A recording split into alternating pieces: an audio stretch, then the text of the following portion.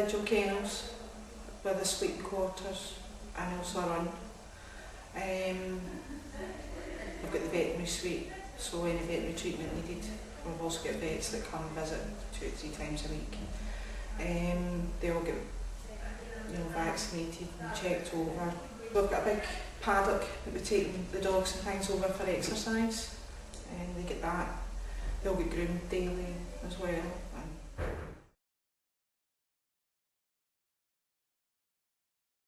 We get the strays coming in through dog wardens, and sometimes the public bring them in, or the police. They're the strays. Or we get people phoning up, like the extreme cases we've got, like my mum's died, we can't take the dog, whatever. We get it's eating the house, can't control it, or it's biting the children. Those kind of cases. Usually they're dogs that just folk don't have, the knowledge of how to look after the dogs, so, they just don't want it anymore. We've also had really some beautiful animals coming in where relationships are split up. So one's not getting the dog, you're not getting the dog, so it comes here. And it's a shame. The difficulty we do have is trying to match the dogs with the people and their lifestyles and their situations. People with young children, we tend to direct them towards a puppy.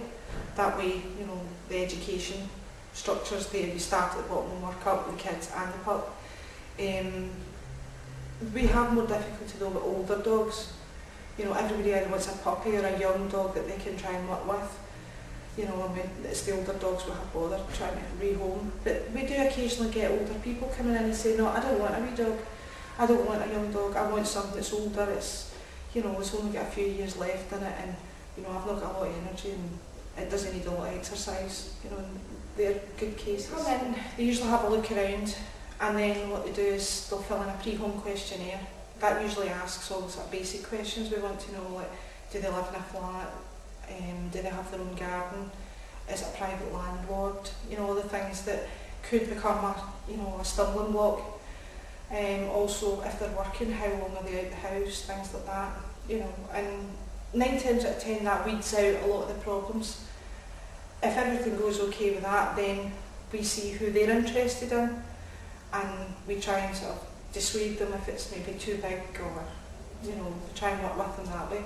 Before they go with the dog, we give them as much advice as we can, but not all the time do they listen to us. So what we do is, if they are having problems, we tend to bring the animal back, and just start the process again with somebody else, because there's no point in, you can't force somebody to hold on to the dog if it's, it just doesn't want to settle in their house, or they just can't get on with it or whatever, because we don't know what they're going to be like in the home environment, especially if it's a stray.